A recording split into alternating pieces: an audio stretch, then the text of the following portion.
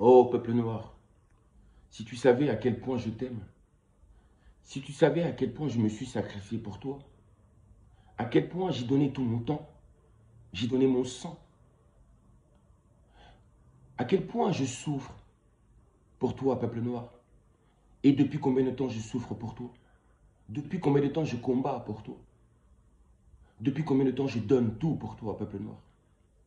Oh, peuple noir, je t'aime tellement. Je t'ai tout donné sans compter. Aujourd'hui, je suis fatigué. Mais malgré ça, je continue encore à te donner tout ce que j'ai. J'ai puisé toute ma force pour toi, peuple noir. Maintenant, écoutez attentivement. Les vins, voici comment ils appellent le vin, ici, ou les vins. Ils nomment ça de cette manière. Cette manière m'a choqué. Spiritueux. Ils appellent le vin le spiritueux. C'est-à-dire qu'ils considèrent les vins ou l'alcool comme étant des choses qui sont spirituelles. Et c'est grave. Les spiritueux de quoi?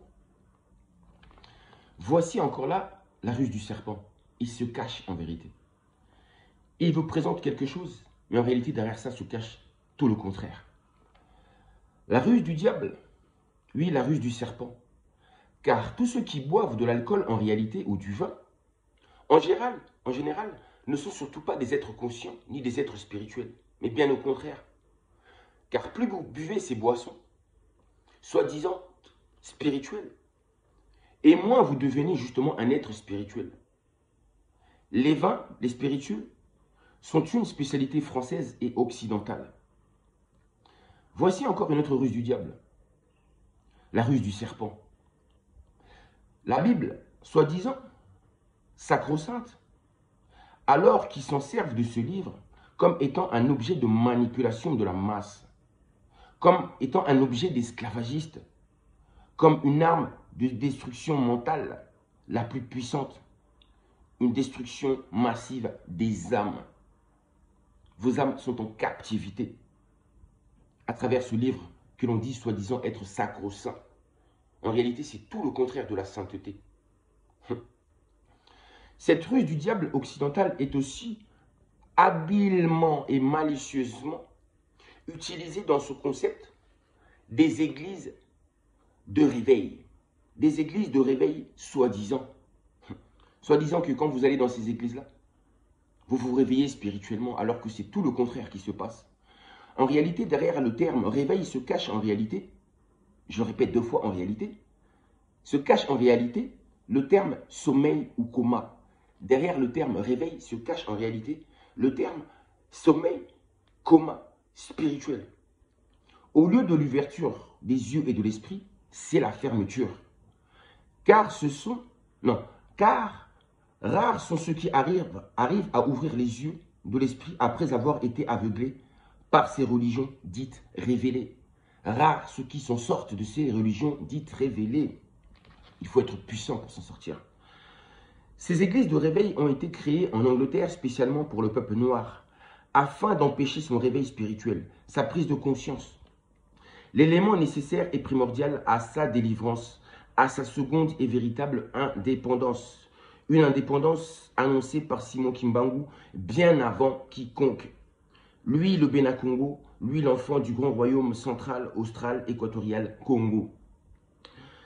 Les puissants, les gouvernants, les mystiques, les chefs religieux, les chefs spirituels occidentaux, les colons, les esclavagistes sanguinaires, savaient très bien qu'à un moment donné, qu'à une période précise, à la 4e génération, le peuple noir, les esclaves noirs, commencerait à ouvrir les yeux, à vouloir, non, tout simplement à obtenir la maturité spirituelle et à commencer à réclamer leur indépendance, à vouloir briser leur chaîne mentale par la vraie connaissance, par la vérité absolue, tout simplement.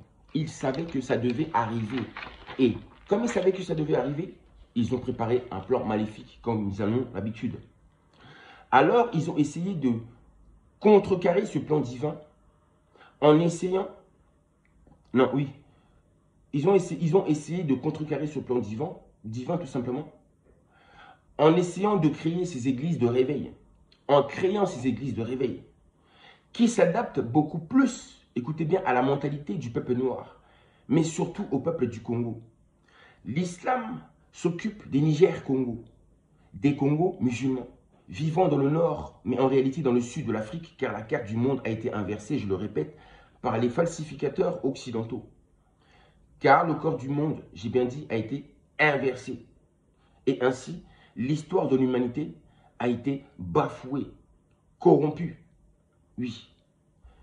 Voilà. Ils ont divisé l'Afrique et la terre des Noirs en deux. L'islam d'une partie et de l'autre, le christianisme, le judaïsme et le catholicisme de l'autre. Dans ce que vous appelez le nord, qui est en réalité le sud, c'est l'islam. Et dans le sud, qui est en réalité le nord, c'est le christianisme, le catholicisme et le judaïsme. Mais en réalité, le judaïsme, le christianisme et le catholicisme, c'est la même religion. Donc, on dira que l'Afrique est divisée en deux, par deux religions étrangères. Alors, et ces deux religions, qui sont des portails battantes de fer, qui maintiennent en captivité l'Afrique, sachez que ces portails de malheur seront détruits sous peu, devant vos yeux ébahis. Vous, les témoins de la vérité, vous qui regardez mes vidéos, vous êtes des témoins. Ils savent que les Congolais allaient commencer à douter de leur religion. Ils savaient que les Congolais allaient commencer à douter de leur religion. Que le peuple noir, à un moment donné, commencerait à douter de leur religion, y compris de l'islam. Mais là, je parle plutôt du christianisme. Je parle du peuple Congo. Vous allez comprendre pourquoi. Alors, ils ont décidé de créer une nouvelle version, ou une nouvelle manière, ou encore une nouvelle approche spirituelle pour refermer tranquillement les yeux des Noirs. Leurs yeux spirituels qui commençaient à s'ouvrir de nouveau, comme ça le fut au commencement. À l'époque où les ancêtres noirs ont régné sur toute la surface de la terre. Mais malheureusement, leur plan maléfique est voué à l'échec, car, comme je le répète souvent, personne ne peut aller contre la volonté de Dieu, ni contre son plan établi, avant même la création de ce monde et de l'existence de toute chose. On ne peut pas aller contre sa volonté. Ceux qui ont voulu aller contre son plan divin et sa volonté divine vont s'en mordre les doigts, y compris leur famille, proches, leur peuple, leurs descendants, leurs complices de malheur. On ne joue pas avec le vrai, on ne joue pas avec la vérité. N'oubliez pas que la lumière avait déjà vaincu les ténèbres dès le commencement pour qu'il y ait la vie avec un grand V, le V de la victoire. Ingeta, Ingeta, Ingeta. Si vous êtes prisonnier ou esclave dans ces églises, ces synagogues, ou ces églises de réveil, dans ces mosquées, peu importe. Mon peuple, sortez de là, courez vite avant qu'il ne soit trop tard. Votre salut et celui de votre continent, de votre peuple ne se trouvent pas dans ces religions étrangères importées et imposées par la force, ni dans ces peuples qui sont tous venus pour vous exterminer, pour vous piller, pour vous humilier, comme pas possible. Et le pire de tout ça, de vous avoir humilié aussi longtemps que ça.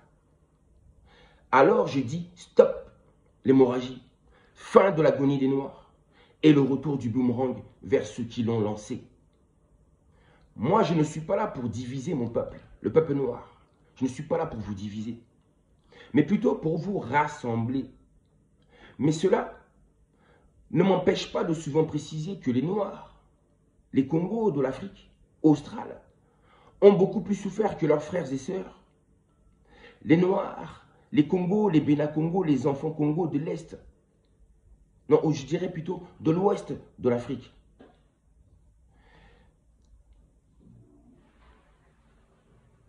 Alors, plus souffert ne veut surtout pas dire que les Noirs du Sud et de l'Ouest, non.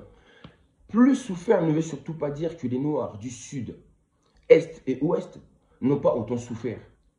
Mais c'est important de le préciser.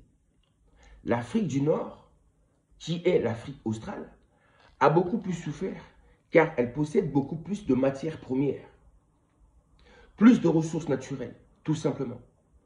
Les ennemis de notre peuple le savent très bien, raison pour laquelle l'Afrique australe, vous avez compris, l'Afrique australe est beaucoup plus en danger.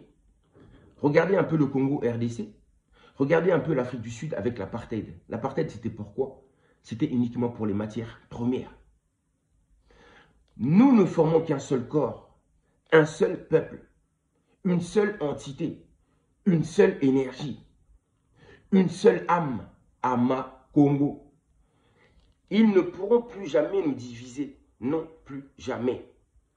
Toute l'Afrique noire, tout le continent ne forme qu'une seule nation, une seule patrie, un seul pays, un seul État, un seul royaume, un seul empire, un seul système, un seul slogan d'unité, un seul roi, une seule bannière, une seule couleur, un seul drapeau, le même état d'esprit, une seule monnaie, une seule économie, une seule spiritualité, une seule conscience, une seule identité, un seul chemin, les mêmes valeurs, les mêmes lois, les mêmes principes, la même vision, le même désir, la même volonté, le même Dieu créateur. Car nous avons la même origine, la même pensée, le même nom. Congo, voici le nom de l'Afrique. De Kama, le nom primordial et ancestral. Congo, le nom de l'Afrique. Et je disais aussi la même langue. Le Kikongo, la langue primordiale et ancestrale. La langue des Bakoko, la langue des Bankokolo.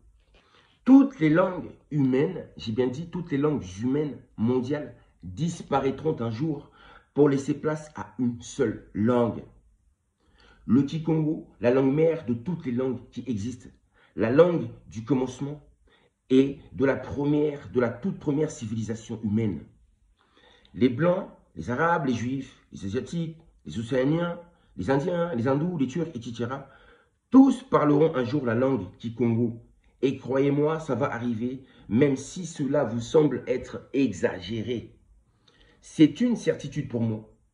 Les yeux de mon esprit ne me trompent jamais. Les yeux de mon esprit ne me trompent jamais. J'ai dit, un jour viendra où toutes les langues disparaîtront pour laisser place à une seule langue, le Kikongo, ou en tout cas à des langues afro. C'est tout ce que je sais, et je sais que ces choses vont arriver. Aujourd'hui, c'est l'anglais qui est au premier rang. Bientôt, l'anglais ne sera même plus. Et ça sera cette langue que je vous ai dit, le Kikongo, la langue primordiale, qui sera parlée par tous. Qu'il en soit ainsi. Je sais que certains vont dire, ah, mais qu'est-ce qu'il raconte? Mais, c'est ce qui va arriver.